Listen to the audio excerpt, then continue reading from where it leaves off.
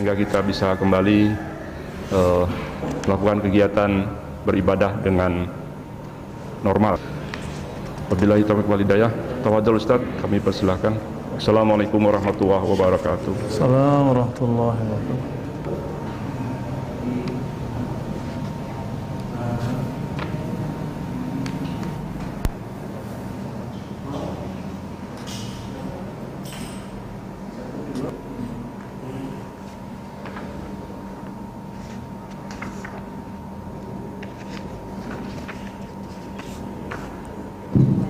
Sallallahu alaihi wasallam.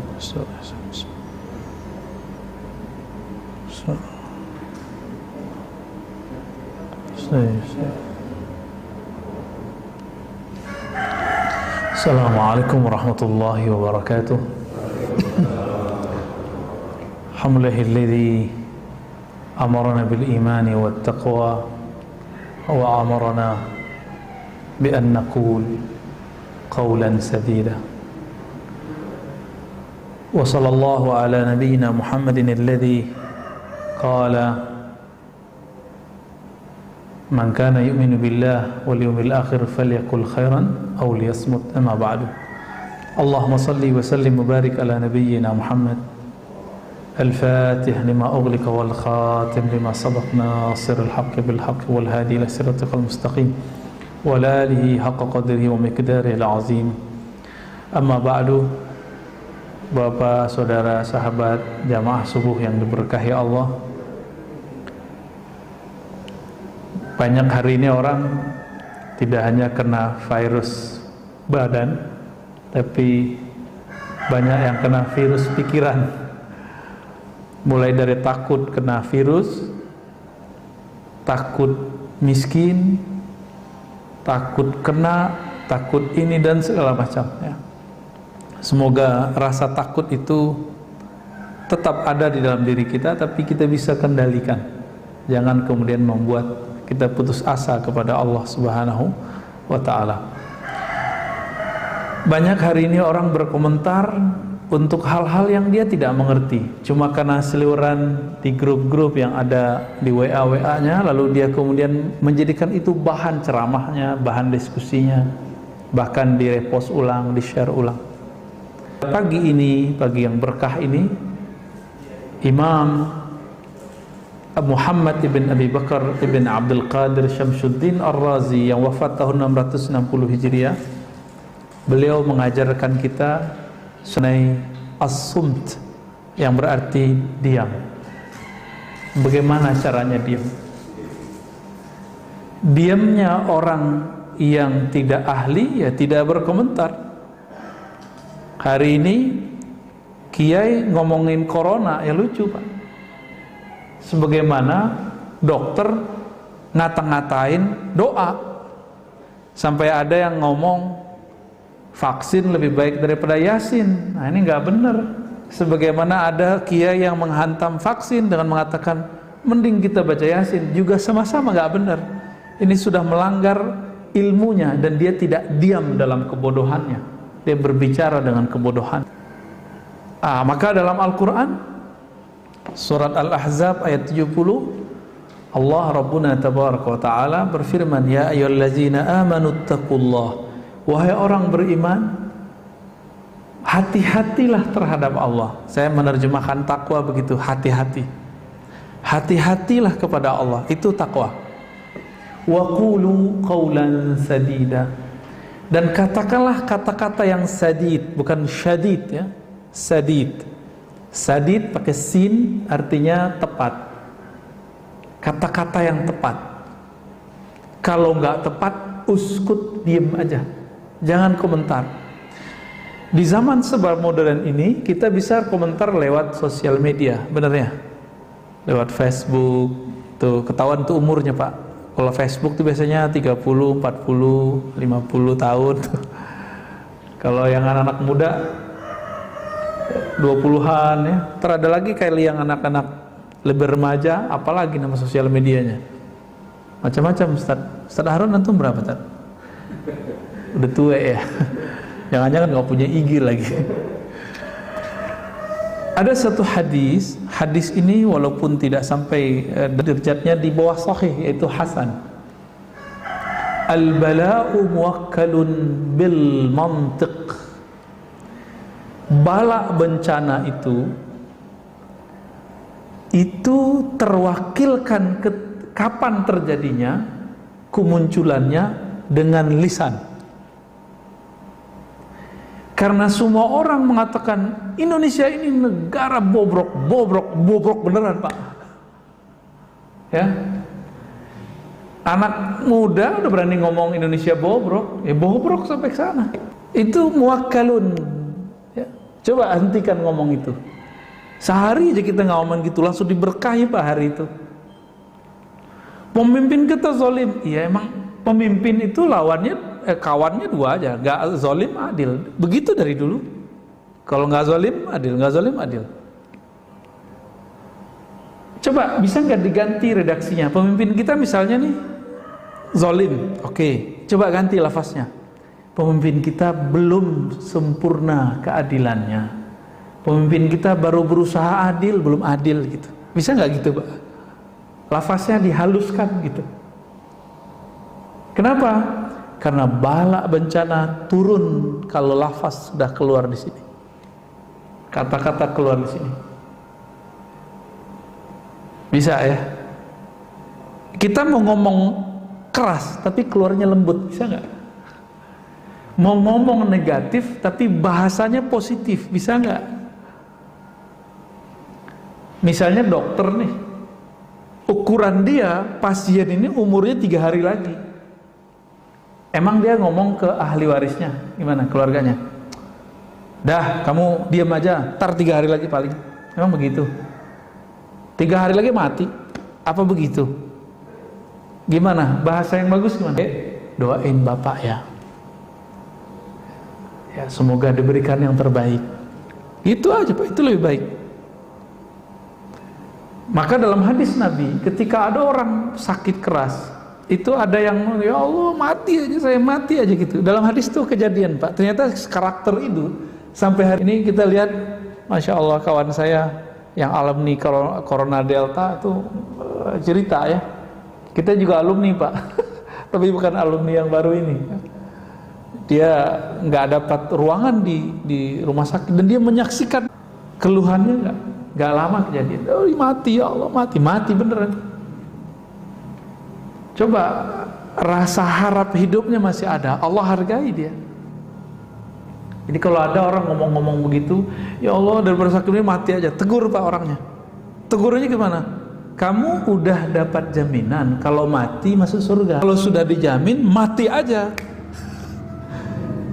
Udah dijamin belum Pak? Belum.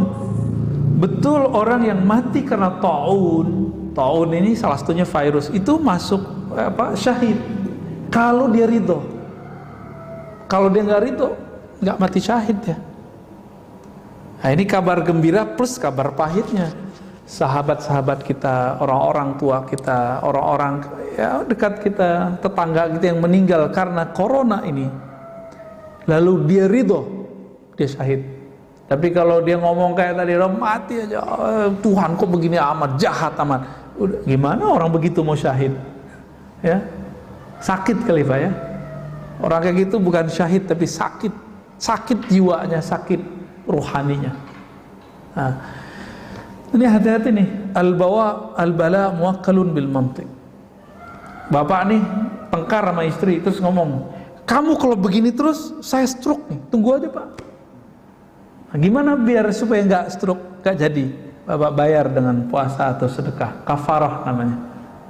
Bayar sedekah Pak. Yang baik.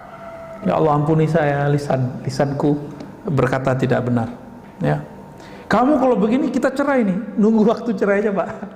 Ya, tinggal nunggu waktu cerai. Jangan ngomong begitu. Ya. Marah ke anak. Kamu nih bodoh amat, bodoh beneran. Diam aja kalau kita kesel ngajarin anak. Kan ini sekarang zaman-zaman anak-anak sekolah di rumah ya, kesel aja, tapi jangan bilang anak bodoh, anak bandel, jangan ngomong gitu. Itu bala bencana tuh. Kalau pernah lakukan istighfar ya, dipegang kepala anak kita, Jangan-jangan kita ngajarin anak kita nggak pakai doa. Ya, ini nih ibu-ibu, bapak-bapak ngajarin anak pakai doa nggak? Makanya marah mulu. Kalau pakai doa mau marah nggak jadi pak. Mungkin kita menghindar. Ini rahasianya. Baca Fatihah dulu, biar gak marah-marah mulu. Ya.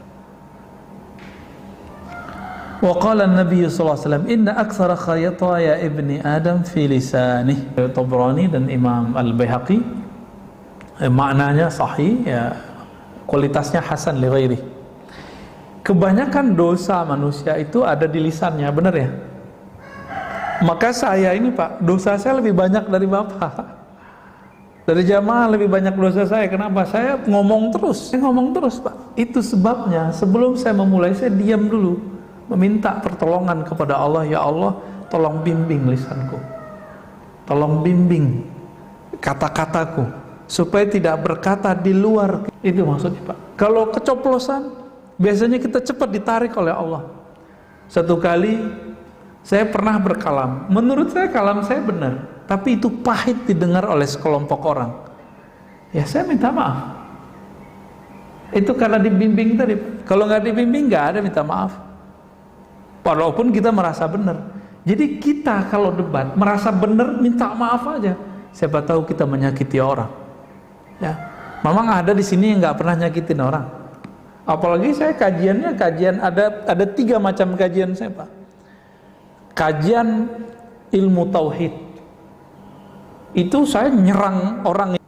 Tauhid ahlus sunnah kita diserang orang, ya saya serang balik dong, mempertahankan diri, mempertahankan akidah kita, manhaj kita. Boleh nggak kita dibilang sesat sama mereka? Boleh nggak kita balas? Ya boleh. Tapi ketika saya membalas, ada juga yang tersinggung. Ya wajar dong, dia menyinggung kita, kita balas menyinggung. Tapi saya bukan berniat menyinggung, saya berniat menyentuh. Cuma beberapa memahaminya saya keras. Enggak, saya enggak bermaksud begitu. Kita enggak menyimpan kebencian apapun dalam diri kita, karena cukuplah sebagai sumber yang kalau Allah pandang Allah benci ngelihatnya. Ngapain kita menyebar kebencian lagi? Ya, kritik masa enggak boleh? Emang kalau orang kritik kita berarti dia benci atau sayang, Pak? Bapak kalau dikritik orang, itu artinya orang itu benci sama kita apa sayang sama kita? Jangan-jangan sayang sama kita. Kita yang salah paham. Ya.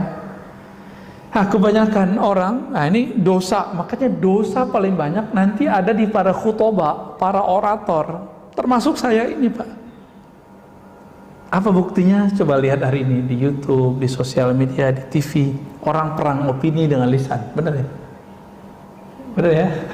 Semuanya, orang ngomong vaksin aja asal asbun bunyi, yang penting bunyi. Orang mengira keren itu bunyi, enggak. Keren, haibah, wibawa itu kadang-kadang nggak mesti orang berbicara. Ya, tapi karena saya lagi didaulat berbicara ya, saya berbicara Pak ya. Yang penting khutbahnya bukan lagi sholat ya.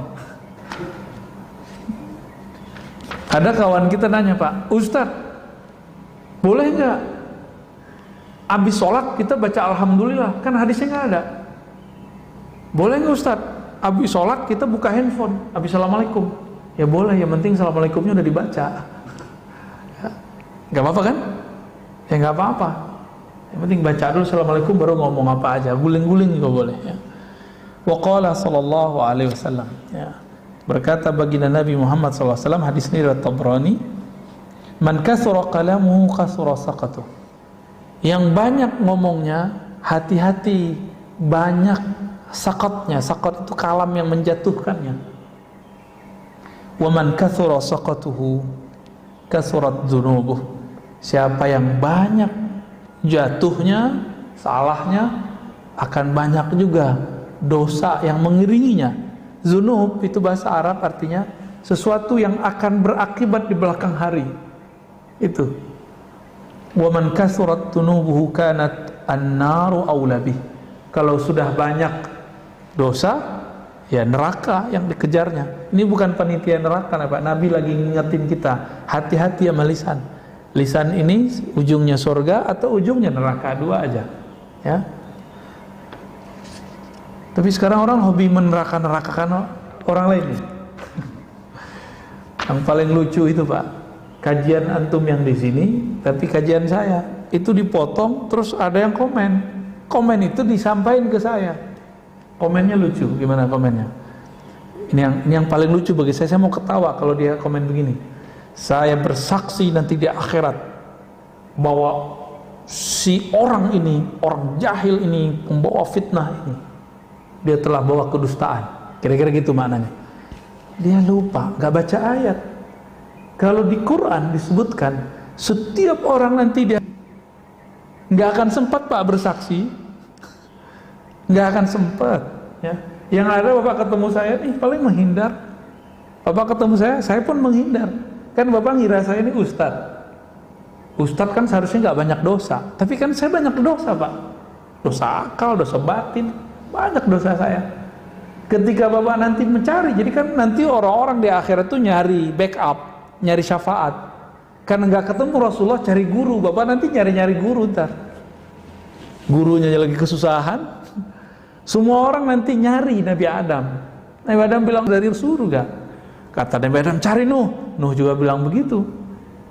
Nuh mengatakan, dulu umatku aku doakan hancur. Datang ke Ibrahim. Ibrahim mengatakan, saya pernah bohong 2 kali. Bohongnya itu benar loh Pak, Nabi Ibrahim. Itu beliau merasa nggak bisa memberi syafaat orang. Sekarang mursyid sok-sokan, udah sering bohong, sok-sok bisa nyelamatin murid. Ustadz dengan jamaahnya sok-sok bisa menyelamatkan murid, ngancem-ngancem orang dengan neraka. Nauzubillah min dzalik. Nauzubillah min dzalik. Nabi Ibrahim bohongnya benar. Itu beliau malu untuk membantu umat manusia. Lalu kita siapa? Dengan dosa-dosa yang kita lakukan setiap hari, melihat handphone, melihat dunia, melihat TV, mikir yang nggak benar, ngomong, komentar yang nggak jelas. Terus antum bisa mau selamatin orang? Ya, mau ustadz kayak, mau kiai kayak, mau habib kayak, sama semua. Hatta Nabi Isa, hatta Nabi Musa, apa kata mereka? Itu fa'tu Muhammadan, datanglah kepada Muhammad. Makanya Nabi Muhammad ngomong, Anal Fatih, akulah yang menutup. Maka muncullah salawat, namanya salawat Al-Fatih. Itu dari situ tuh hadisnya. Jangan dikira itu bid'ah ya. Salah satu salawat favorit saya setelah salawat Ibrahimiyah yang kita baca dalam salat ya, dalam tasyahud.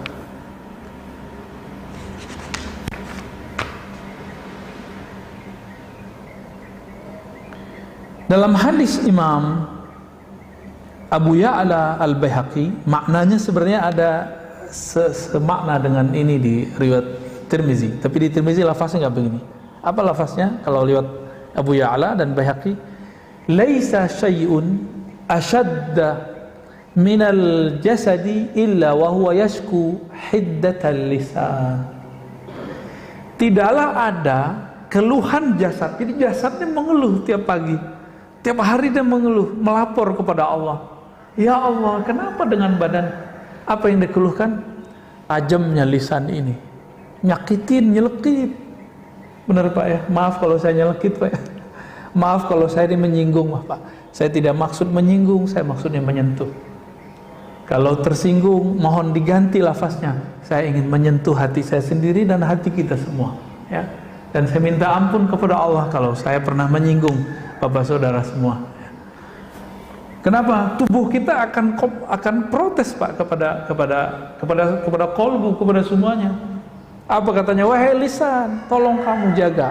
Dalam hadis Imam Tirmizi itu tubuh, tangan ngomong, punggung ngomong, badan ngomong, semua ngomong. Wahai lisan, kami ini jaminannya adalah engkau. Tolong jaga kalam engkau. Itu kalau di hadis Imam Tirmizi. Ya. Maka hadis yang sering kita dengar, ini pedes sekali Rasulullah ngomong, man kana yu'minu billah wal yawmil akhir falyakul khairan aw liyasmut. Hadis sahih ya, hadis sahih Bukhari.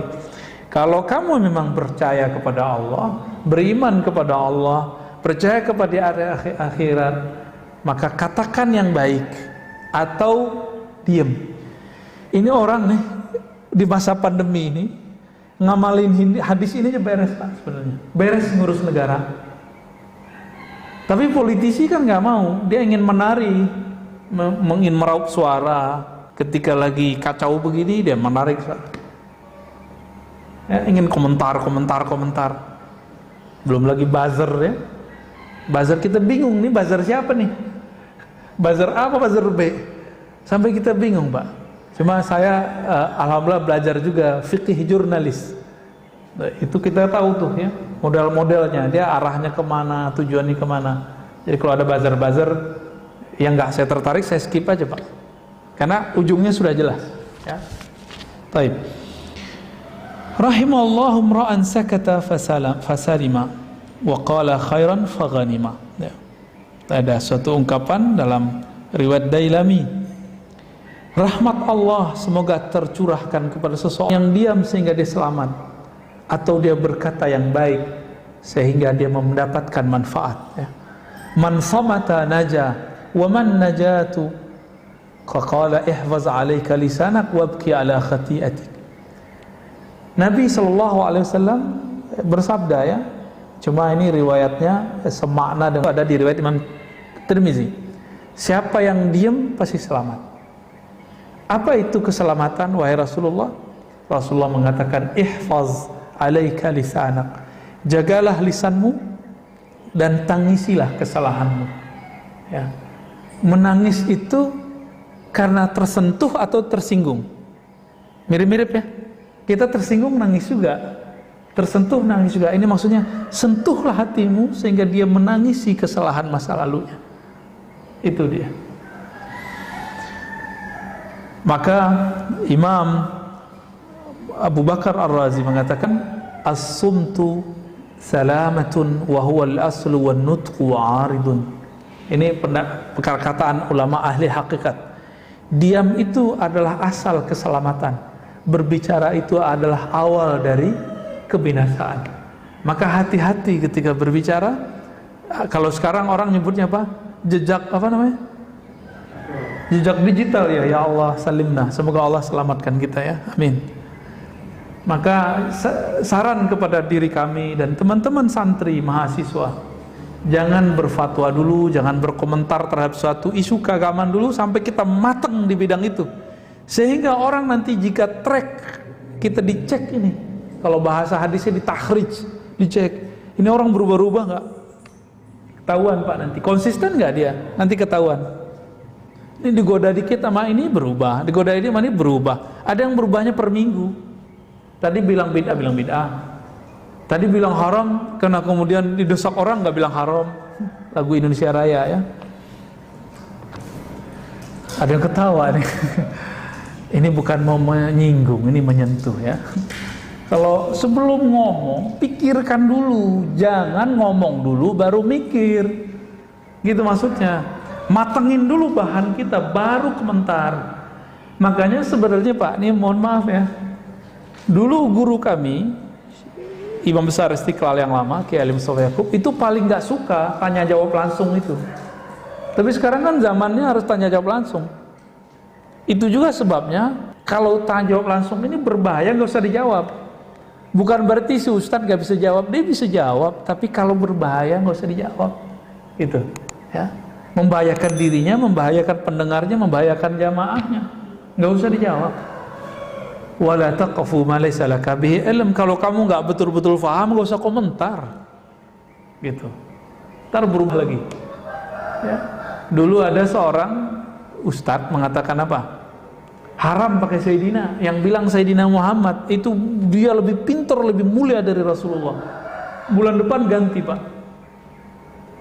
Karena ada yang bertanya, mungkin mendesak, saya nggak tahu. Berubah. Dia nggak memikirkan dulu sebelum berfatwa. Kok harus ada orang negur dulu gitu, ya. Waqtalafan nas fi tafdili ahadima. Sebenarnya lebih afdol diam atau berbicara kebaikan. Kira-kira nih kalau saya duduk di sini, bagusnya saya diam atau ngomong Pak? Serius? Boleh nih saya ngomong deh. Jadi kalau posisi saya di sini nih, bagusnya saya ngomong apa? Diam. Ngomong apa? Khairan. Khairan itu artinya dua Pak ya. Pertama, pilihan kata terbaik. Yang kedua, khairan itu yang Kalau tadi pilihan, sekarang yang terbaik terpilih. Kalau tadi kita pilihin, sekarang akhyar, yang terbaiknya itu khairan.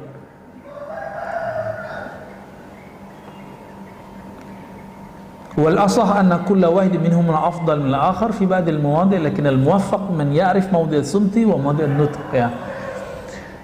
Jadi kadang berbicara lebih afdal daripada diam.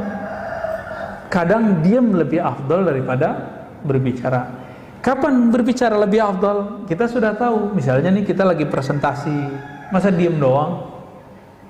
Bapak lagi ujian skripsi, tesis, disertasi, diam nggak? Atau harus jawab? Kata Pak Kiai, diam itu emas, Ustaz. Saya ditanya, saya diam aja. Emang begitu? Nggak begitu juga, ya. Berarti ada diam yang emas, ada berbicara yang intan mutiara. Tinggal dipilih nih yang mana. Imam Bishr al-Hafi, salah satu ulama Ahlus Sunnah, ulama salafus soleh yang sufi, beliau wafat tahun 227 Hijriah. 227 Hijriah. Ini jauh sebelum Imam Ahmad. Imam Ahmad 241 Hijriah. Ini sufi loh, Pak. Jadi sufi itu salaf, muncul di zaman salaf. Maka mengingkari sufi, ini mengingkari salah satu pilarnya ulama salaf. Sufi inilah yang ngurusin kolbu. Cuma sayang, ustadz-ustadz hari ini sebagian orang yang pegang mic seperti saya ini kadang-kadang dia nggak mengerti sufi, dia cuma tahu dari orang atau dari buku yang anti sufi, lalu kemudian ngata-ngatain sufi. Kalau Ustadz Harun sufi beneran, suka film film Korea Ustadznya. Apa kata Bishr al-Hafi? Beliau meninggal hari Rabu, ya, Muharram tahun 227, ya. Kata beliau, "Idza a'jabaka al-kalam faskut, wa idza a'jabaka as-sukut fatakallam." Saya ingat, saya dengar kalam ini dari guru saya tahun 2008. Ulama Damaskus, namanya Dr. Badi Sayyid Al-Laham, guru hadis kami, ya, guru dosen hadis kami. Apa kata beliau? Kamu kalau kayaknya megang mic itu kayaknya kecanduan. Kan ada orang kalau udah megang mic itu susah berhenti ngomong, Pak. Mau ngomong terus, ya. Kalau kayak ketemu mic tuh kayak mau makan mic tuh, kayak anak kecil lagi makan permen tuh. Faskut, diem gitu. Nggak enak dilihat orang. Maksudnya apa? Jika kamu bernafsu dalam kalammu, diamlah kamu. Jika kamu takjub ketika kamu ngomong, oh keren ya saya ngomong, diamlah engkau. Dibalik, jika diammu membuat kamu merasa baik, merasa pintar, merasa lebih suci, berbicaralah. Ini yang disebut dengan mukhalafatul hawa, melawan tarikan hawa nafsu. Dia mengajak kita ke kiri, kita tarik dia ke kanan. Dia ngajak ke kanan, kita tarik dia ke kiri. Contoh paling gampang, subuh barusan, maunya kan tidur, Pak, ya, di rumah. Oke, sholat di rumah aja deh, kan gitu. Nggak mau jamaah di masjid. Kira-kira nih sepakat nggak, Pak? Imunitas kita naik kalau kita jalan kaki, benar nggak? Dan jalan kaki yang paling ringan, pergi ke masjid. Jadi kita nggak ngerasa kita olahraga, tahu-tahu jantung kita udah kuat aja. Ya tinggal jaga jarak tuh, ya susah amat. Oh saya Ustadz, saya di rumah aja. Ya di rumah aja kalau olahraga nggak apa-apa. Tapi kalau dia makan, yang ada penyakit bertambah.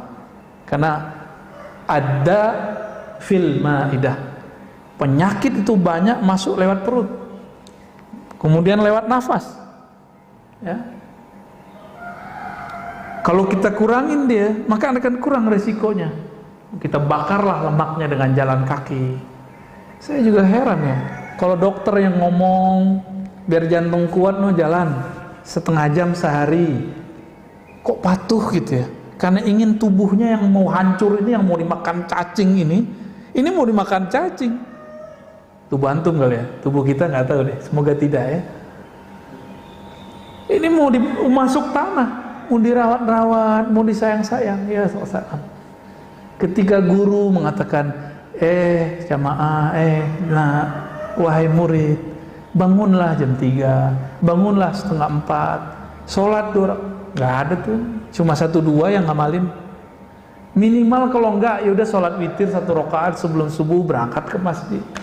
Kalau enggak sholat di masjid karena mungkin lagi isoman atau karena takut kena PPKM, ya sudah sholat di rumah berjamaah dengan keluarga. Tapi siapa yang melakukan itu? Enggak, ternyata kita lebih mendahulukan kalam-kalam dokter fisik daripada dokter rohani. Ya. Wa qala Luqman li ibnihi law kana nutqu fidda lakana sumtu zahaban walaqad nadibtum ala kalam miraran wa lam andimu ala sukut marra wahida. Luqman ini menurut Bapak ulama atau nabi? Nabi, betul Pak. Ini kalau saya ada kitab satu lagi saya kasih Pak. Wah, nggak ada satu kitab lagi nih, nanti lain kali lah aneh kasih kitab. Antum bisa bahasa Arab Pak? Mau Indonesianya aja ya. Kalau ya ini langsung dibawa, serius? Mau? Buat antum ntar nih. Mau? Udah punya. Kita kasih PDF aja Pak. Tuh, udah mulai innalillahi Pak. Ini boleh saran nggak nih? Kalau baca innalillahi jangan kayak gitu ya. Bikin nyesek dada Pak. Terutama yang sakit. Yang sakit tambah terpukul dia. Jadi baca innalillahinya biasa aja ya. Innalillahi wa inna ilaihi raji'un, gitu aja. Mau nggak? Mau ya? Kalau kayak gitu biar itu masjid karena mungkin tradisinya sudah begitu. Kita nggak usah ramai juga debatan. Gimana Pak pengurus? Mau? Jadi kalau baca innalillahi gimana? Biasa aja. Saya paling takut kalau orang baca itu Pak. Kita sehat nih, deg-degan dengernya. Kebetulan mertua saya kena COVID di kampung, istri kita kesana kemarin. Itu sehari 5 kali orang baca, shock, tambah shock. Untung ditenang-tenangin, udah tenang. Karena bacanya kayak gitu Pak. Innalillahi wa inna ilaihi raji'un. Itu emang betul-betul kita ingat mati Pak langsung. Ya kita terima kasih ya, syukron. Cuma jangan banyak-banyak. Obat itu kebanyakan jadi racun. Itu kan obat supaya kita ingat mati. Dia sudah sakit. Di mana-mana orang sekarang banyak yang kena corona. Dia lagi terpuruk ngos-ngosan dengerin begini mati aja. Nggak sembuh-sembuh nanti. Tuh, lagi itu diulang 2 kali kan? Itu masih mending Pak. Di tempat saya itu 15 menit 1 orang.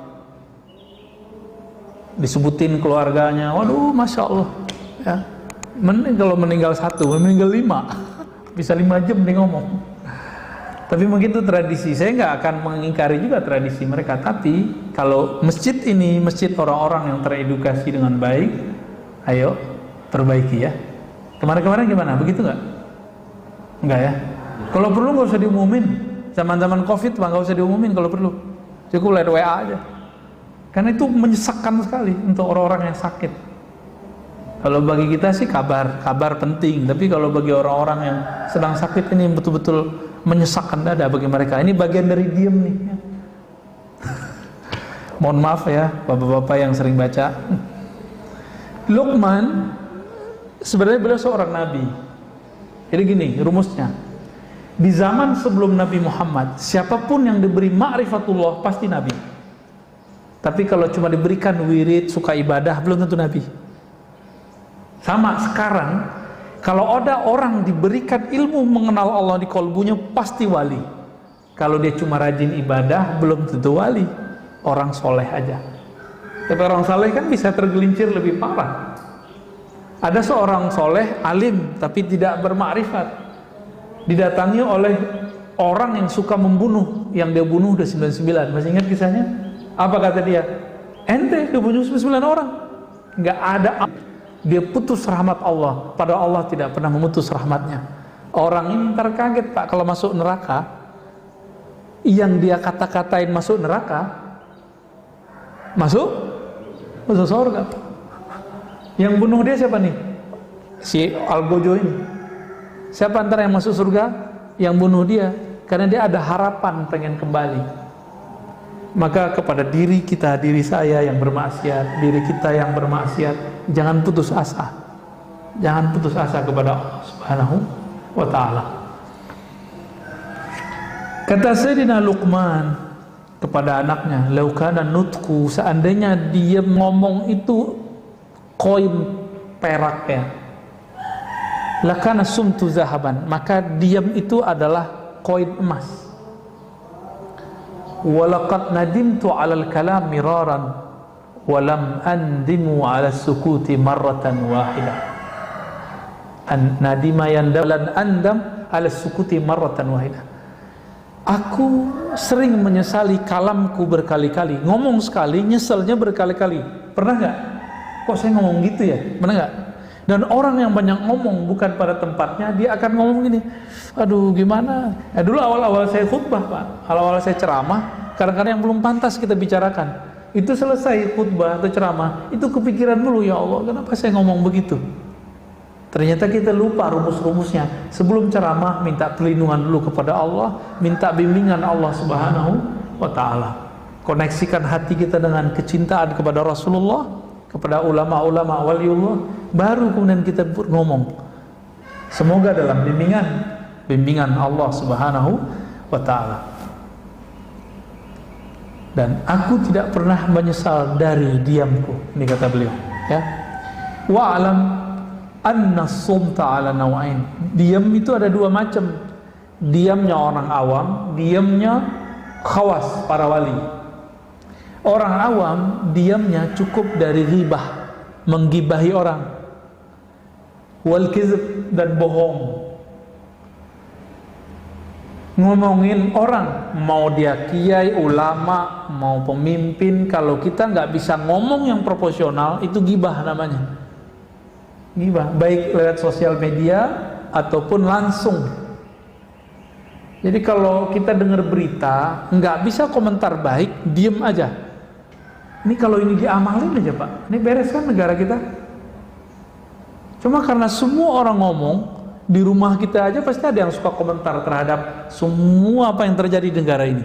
Baik dari kejadian pergerakan partai, kebijakan pemerintah, rakyat ini, opini ini, pasti banyak yang komentar, padahal dia nggak ngerti apa yang dikomentari, ya. Waqala Abu Ali Ad-Daqqaq, ya. Lanjut. Yang kedua, diamnya wali. Apa diamnya wali? Imsaku sultan lisanil haibah.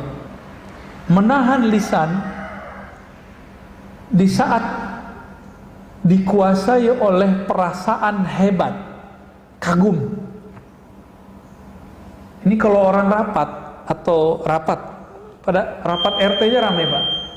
Jadi di saat ngomong itu kayak kita pengen dihargai orang, ya. Bapak rapat masjid nih, kita kalau ngomong tuh kayak pengen didengerin. Itulah sebabnya kita marah kalau kita ngomong orang nggak dengerin, bener gak? Kecuali Bapak ini guru ngaji, ya, murid-murid kita ajarin, dia berisik, boleh kita marah. Orang nggak senang ngomongin kita, lalu dia ngomong lagi, nggak apa-apa, biarin aja. Berarti ada nggak benar dari alam kita, ya. Wadzalika sumtu huwa min adabil hadrah, ya. Nah, kenapa? Karena rasa kehadiran di hadapan Allah, Rasulullah itu ada pada dekat apa itu jauh Pak? Dekat, benar dekat. Serius, udah rasa belum? Kalau Allah dekat, kita kalau dekat dengan orang yang kita hormati, berani nggak ngomong sembarangan? Hei orang yang suka komentar macam-macam, kalau kita merasa dekat kepada Allah, Allah itu dekat kepada kita, berani nggak komentar sembarangan? Malu kepada Allah Subhanahu wa ta'ala, ya. Ini ilustrasi Pak, ya. Di UIN itu, saya kan kuliah di UIN dulu. Yang saya takuti kalau nama satu orang Pak, yang betul-betul kalau ngomong itu saya nggak susah untuk memotongnya dan menjawabnya pun super hati-hati. Itu Profesor Dr. Aziumadi Azra. guru kita. Kalau beliau ngomong atau nanya, itu jantung saya berdebar tuh dulu waktu masih kuliah. Waktu kuliah S3 sama beliau, itu jantung saya berdebar. Makanya waktu disertasi, saya minta pembimbingnya beliau, biar gak diuji sama beliau ntar. Ya. Itu sebenarnya Pak. Itu kenapa? Dan saya kalau di depan beliau nggak berani ngomong sembarangan dan nggak pernah berbicara tanpa data.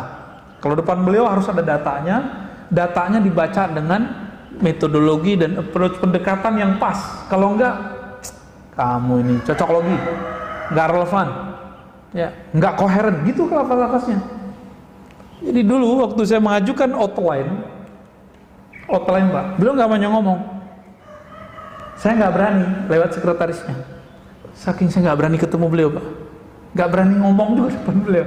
Kasih ke sekretarisnya, outline saya dicoret. Itu banyak. Outline sampai pendahuluan semua dicoret. Ketika kita baca, itu kayak dia ngomong. Jadi tulisan dia bagi saya udah sama kayak dia ngomong. Ngaco, gitu ya. Nggak koheren, lompat-lompat. Langsung kita rombak. Dan saya cuma bimbingan sekali itu. Sampai akhir bat nggak perlu lagi bimbingan. Karena seakan-akan beliau sudah ngomong. Wataknya kan begitu. Nggak boleh ngomong loncat-loncat. Nggak boleh nulis loncat-loncat. Menggunakan metodologi yang pas. Selesai semua bab, 5 bab langsung kita kasih, langsung tanda tangan. Obat apa? Buah dari diem, nggak banyak ngomong. Ini kalau ada yang lagi kuliah, jangan banyak-banyak diskusi sama temen. Langsung nulis aja Pak. Loh kenapa? Kalau kebanyakan diskusi, kebanyakan bahan masuk, bingung mau nulis apa. Ya. Menyendiri, beruzlah, ya, menyendiri kalau sudah punya tugas-tugas begitu. Maka diam itu boleh kita bagi diamnya lisan, yang kedua diamnya qalbu. Diamnya lisan dari mengatakan yang tidak benar, diamnya qalbu dari memain Allah Subhanahu wa ta'ala. Maka tadi ketika imam membacakan ayat, kolbunya diam nggak Pak? Atau kolbunya jalan-jalan berisik? Atau kolbunya jadi juri? Wah enak nih, nggak enak nih, wah panjang nih, tuh berisik tuh kolbunya. Ya bener ya, apalagi sholat Jumat pas siang-siang ya. Waduh imamnya panjang-panjang baca surat Qaf. Kan sunahnya baca Qaf Pak, itu 3 halaman loh Pak ya, 3 halaman. Tapi akhirnya khotib-khotib kita kalau nggak jadi imam cuma alam nasroh. Ya, kulhu, Jumatan kok pakai kulhu? Kenapa? Karena hati jamaah berisik. Pernah kita sholat di satu masjid. Masjid itu udah direbut berbagai macam aliran. Terakhir direbut oleh aliran yang berkunut. Tapi kita sholat di masjid itu subuh nggak nyaman sama sekali. Karena di sini ada yang angkat tangan, sini nggak. Sono nggak angkatan, bagian sini ngangkat semua. Jadi nggak nyaman Pak. Jadi samping kiri kanan kita ada yang ngangkat dan enggak. Jadi hatinya lagi sholat tuh pecah dan itu terasa auranya nggak nyaman. Kolbunya berisik. Kolbu kan bisa ngerti bahasa kolbu. Apa kata si kolbu? Imamnya pakai hadis doif gitu. Kata yang angkat tangan saya ini nggak angkat tangan, berarti dia mukhalafatul imam, dia menyalahi imam. Berisik itu hati mereka, sama-sama berisik. Habis itu saya nggak mau datang lagi, cuma 2 kali aja ke sana. Pertama telat, kita nggak tahu. Yang kedua kita tahu, masya Allah, nggak nyaman sama sekali. Itu kelihatan keluar itu salaman sebelum COVID tuh ya, kelihatan. Ya. Nggak ada persaudaraan, cuma karena masalah kunut tuh. Belum lagi ntar zikir jamaah ba'da sholat, tambah rame.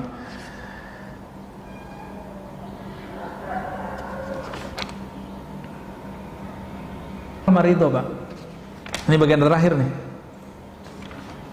Apa beda tawakal sama ridho? Tawakal itu sumtu qalbihi an talabi rizki. Orang tawakal itu dia ngerti Allah itu ngasih rezekinya, time-nya sudah jelas. Maka dia diam, nggak ngeluh. Sumtu qalbihi, diam kolbunya dari menuntut.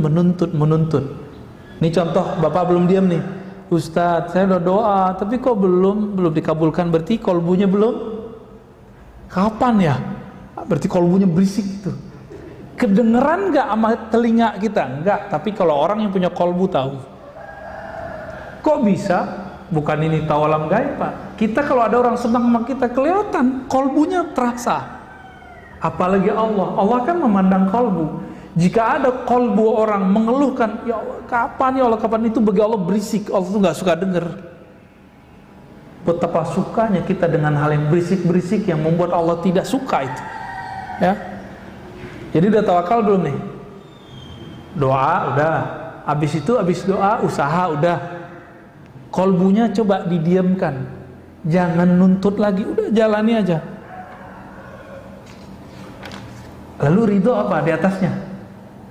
Sumtu qalbihi an harakatil i'tirad. Kolbunya diam, tidak suka mengingkari, mempertanyakan, meragukan janji-janji Allah. Jadi Bapak ini kalau sudah ridho, udah ridho belum sama Allah nih? Nuntut corona selesai atau nuntut Allah ridho kita dalam corona? Pilih mana Pak? Corona selesai Allah nggak ridho, mati. Corona selesai Allah nggak ridho, atau pilih Allah ridho dalam corona ini? Pilih mana Pak? Maunya Ustadz corona habis Allah ridho, nanti Pak Imam Mahdi keluar lama. Kalau sekarang apa tuntutannya? Ridho nggak hidup di zaman Covid? Ridho. Oke, maaf, antum umur berapa? 43. Oke, Covid baru 2 tahun kan? Berarti 41 tahun nggak ada corona kan? Jangan lupakan itu. Bernostalgia nggak berangkat kerja macet-macet? Sekarang nggak kan? Nggak terlalu lah, dikit doang karena ada penyekatan. Jadi penyekatan ini aneh juga Pak ya. Orang biasanya lancar, ini malah jadi serba salah. Kitanya salah, entah mereka yang salah ya. Wah ini masih banyak ini. Cukuplah ya. Al-arif idza takallama malak wal muhibbu idza takallama halak. Silakan diartikan sendiri yang bisa bahasa Arab. Ya kira-kira itu Ustaz. Ada yang mau diskusikan? Tanya sebentar. Ya. Ucapan itu kan cermin dari hati. Ya. Kalau kita ingin mengelola ucapan kan harus mengelola hati. Tadi Ustaz sudah beberapa kali menyampaikan kiat-kiatnya, antara lain adalah positive thinking tadi. Terus kemudian tidak memelihara kebiasaan spontanitas. Kepikir ngucap. Yang ketiga tadi memperbanyak referensi dulu. Iya. Nah, kiat-kiat apa lagi yang bisa kita terapkan agar kita bisa? Ya, yang pertama Bapak sebut itu apa kata Nabi? Istafti qalbak. Bertanyalah ke dalam kolbumu. Ini ilmu para wali Bapak ya. Jadi para wali itu kenapa mereka bisa jadi wali? Ngapain nanya ke kolbunya? Kolbu terhubung ke ruh langsung ke Allah. Itu kelebihan wal aulia Allah dari dulu. Kalau kita buka nih sirah mereka, perjalanan hidup mereka ngamalin hadis yang itu. Di dalam diri kita kan ada kata-kata. Kita mau berangkat, tapi hati kita bilang tunggu dulu, tahan. Kita lawan, jalan. Ternyata tabrakan. Pernah ngalamin nggak? Ya saya pernah ngalamin. Padahal di mobil kita nyetir baca maksurat Pak, Al-Wirdul Latif. Maksuratnya Imam Haddad saya baca. Kurang sakti apa itu? Al-Wirdul Latif sangat panjang, sama dengan maksuratnya Syekh Hasan Al-Banna, panjangnya sama. Kurang sakti apa baca itu? Tabrakan. Nabraknya nggak tanggung-tanggung. Saya belok, ada orang pakai motor, bah. Untung dia pakai helm, kepalanya itu langsung. Jadi dia tuh guling-guling Pak, kena ke tiang listrik. Masih syukur kepalanya nggak pecah, yang pecah cuma helmnya. Saya masih syukur. Coba kalau kepalanya pecahkan, saya masuk penjara. Tapi saya nggak salah juga, karena dia nggak punya SIM. Nggak punya SIM, kita mau ke kiri dia, kira-kira gitu. Batin saya udah bilang, tar jangan berangkat dulu, nunggu agak siangan dikit. Tapi kita lawan, pengen cepet-cepetan, pengen buru-buru. Ternyata benar kata Nabi, buru-buru itu dari setan. Benar ya? Alaika bita'anni, hendaklah kamu pelan-pelan, santai. Kenapa? Karena buru-buru dari syaitan. Jadi mulai latih Pak, latih. Dan itu latihannya sholat istikharah. Coba sholat istikharahnya cuma mau nikah doang kan? Kalau nggak nikah lagi nggak usah istikharah dia. Gimana? Mau nikah lagi? Enggak, istikharah itu bukan ketika kita mau nikah doang. Nabi mengatakan idza hamma ahadukum, jika kamu punya masalah, keinginan, cita-cita, project, maka wudhulah yang bagus, lalu sholat 2 rakaat, baca doa istikharah. Itu doa ngomong ke hati kita hadapkan kepada Allah. Canggih itu. Orang kalau biasa doa istikharah, dia akan terbiasa berdialog dengan jiwanya. Itu melewati meditasi Pak. Lewat meditasi itu cuma mengosongkan diri. Ini langsung berbicara dengan sumber keheningan itu. Orang meditasi kan mencari keheningan. Ini udah langsung sumber yang memberikan hening itu siapa? Kan Allah. Selesai di tangan Allah itu sudah.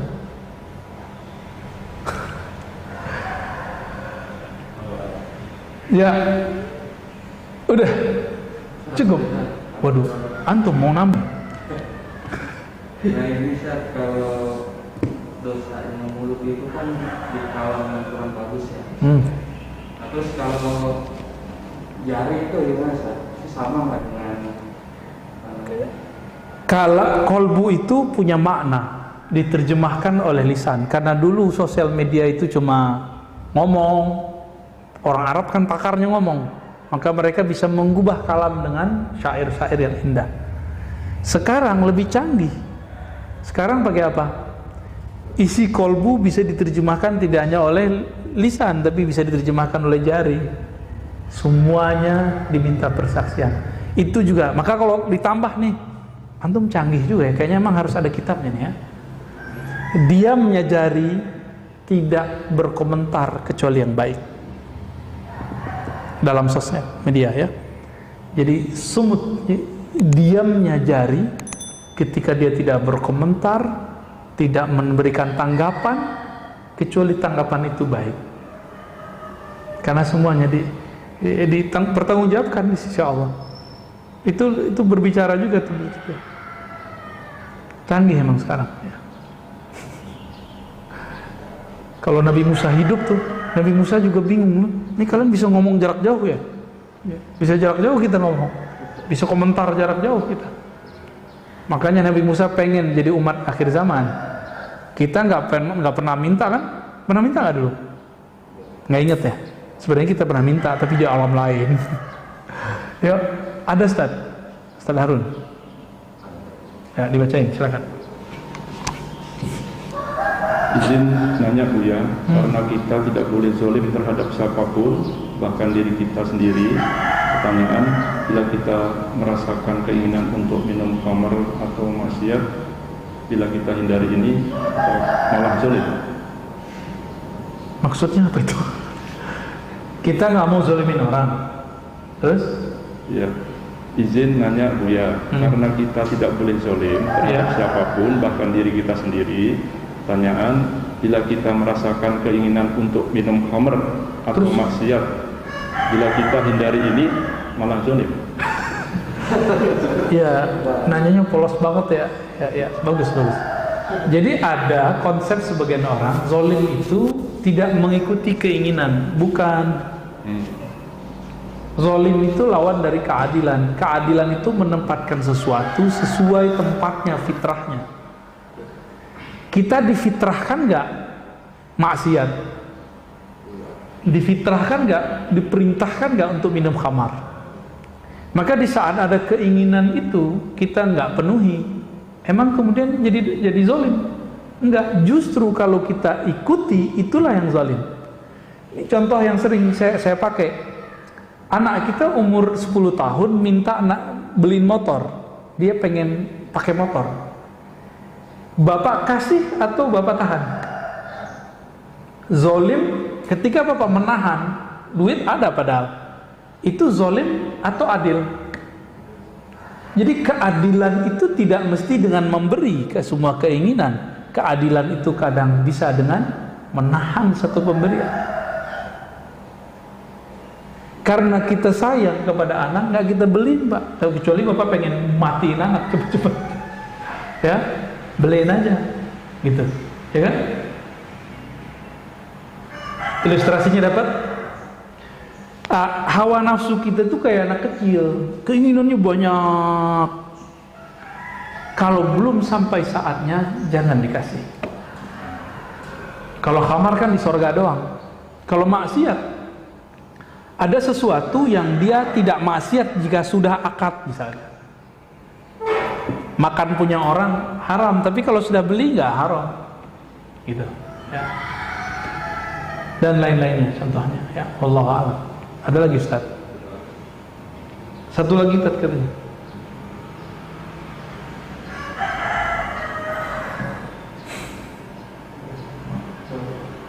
Baru masuk Ustaz.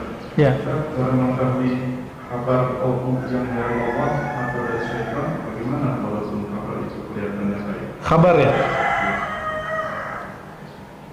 Gimana pertanyaannya? Memahami kabar yang masuk ke kolbu dari Allah atau bukan? Oh, oke. Baik. Kolbu yang berzikir kepada Allah pasti yang masuk ke dalamnya nur. Tapi kolbu yang isinya kelalaian kepada Allah pasti masuknya dari syaitan. Maka perhatikan di saat sinyal-sinyal itu masuk, kita lagi zikir atau kita lagi mikir. Kita lagi zikir atau lagi mikirin dunia. Kalau lagi mikirin dunia, walaupun casingnya casing akhirat, itu tidak baik. Jangan diambil. Ya. Itu indikatornya. Dari mana itu? Dari hadis Imam Ahmad, hadis Imam Tirmizi. Setan itu dan malaikat mempunyai belalai khusus ke kolbu. Jika dia zikir, maka belalai malaikatlah yang ada, sayap malaikatlah yang muncul. Jika tidak, maka belalai si iblis syaitanlah. Bukan belalai lagi ya. Kalau lagi banyak nyamuk nih, kenapa nih? Dia kan bisa nyuntikin tuh. Suntikan itu tuh apa namanya tuh? Sumut. Itu sumut. Jadi sumutnya syaitan itu bisa nembus ke kolbu kalau kolbu tidak ada pertahanan namanya zikrullah. Ya. Karena kita tidak mampu zikir setiap saat seperti baginda Nabi, maka kita minta perlindungan kepada Allah pagi dan sore. Apa perlindungannya? Ya muqallibal qulub, wahai yang membolak-balik hati, tolong tetapkan hati kami dalam agamamu, taat kepadamu, supaya gak kemasukan. Jadi walaupun nih saya pegang kitab, Pak, saya duduk di masjid, saya duduk di mimbar ngomong pakai ayat Quran, tapi kalau saya tidak berlindung kepada Allah dan minta bantuan Allah, kalau saya berceramah, ceramahnya akan berisi kalam-kalam syaitan. Kalau nanti mirip-mirip kayak binatang buas, tapi pakai dalil, itu aja bedanya. Agak soleh dikit, pakai dalil, galaknya berdalil, Pak. Kita nggak mau begitu ya. Kita maunya, ya sesuai dengan kebeningan kolbu itulah. Oke, cukup ya. Nih, Masya Allah, antum mau kawin, mau istiqoroh. Pendapat ini kalau kemungkaran, banyak kemungkaran terjadi karena diamnya orang yang baik. Oh, itu beda lagi. Ya. Tar dulu, kita terjemahin dulu. Mungkar artinya apa? Ini pertanyaannya bagus nih. Kemungkaran banyak terjadi karena diamnya orang-orang soleh. Oke, sepakat ya. Ini kalam benar, tapi jangan ditaruh di tempat yang tidak benar. Untuk membenarkan salah satu sikap beberapa orang dan kelompok yang tidak sesuai juga dengan kema'rufan. Munkar lawannya ma'ruf. Apa arti ma'ruf? dari kata arafa, sesuatu yang diketahui bahwa dia baik, itu ma'ruf namanya, pantas. Lawannya munkar, yang diingkari kebaikannya. Paham sudah? Maka sesuatu yang diingkari kebaikannya, mungkar itu ada prosedurnya kalau ingin mengingkarinya. Dan pengingkaran terhadap kemungkaran itu caranya dengan taghayyur, bukan dengan halak, penghancuran. Man ra'a minkum munkaran falyughayyir biyadihi. Ini berarti kan lafaznya, ini lafaz orang nggak perhatiin bener-bener. Orang maunya ngancur-ngancurin aja. Siapa yang melihat di antara kamu kemungkaran, sesuatu yang tidak terlihat ada kebaikan di dalamnya, falyughayyir, rubahlah tidak ada kebaikan menjadi baik. Yughayyir, rubah, ghayyara yughayyiru taghyiran. Bukan hancurkan lafaznya. Dirubah, Pak. Bisa nggak ngerubah itu? Kalau yang kita bayangin apa? Siapa yang melihat kemungkaran, hancurkan, gitu kan? Enggak begitu. Kemungkaran itu yang dirubah kemungkarannya atau pelaku kemungkarannya. Antum nih, ada tempat orang mabuk-mabukan, terus hancurin botol-botol. Emang begitu? Enggak begitu. Yang minumnya dan yang punyanya yang dibenerin. Itu yang disebut yughayyir, merubah. Gimana caranya supaya orang berubah tapi dia nggak tersinggung dan dia nggak merasa tersiksa? Itu yang disebut ma'ruf. Makanya jangankan ayat hadis tadi ya, di surat Luqman, ketika ada orang tua kita yang berbeda keyakinan dengan kita, apa kata Allah? Wasahibhuma fid dunya bil ma'ruf. Bersahabatlah, sikapilah, tanggapilah orang tuamu yang beda keyakinan itu dengan ma'ruf, dengan yang sepantasnya, yang menurut orang baik. Anak kalau ke orang tua gimana bagusnya? Ma'ruf namanya. Itu artinya ma'ruf.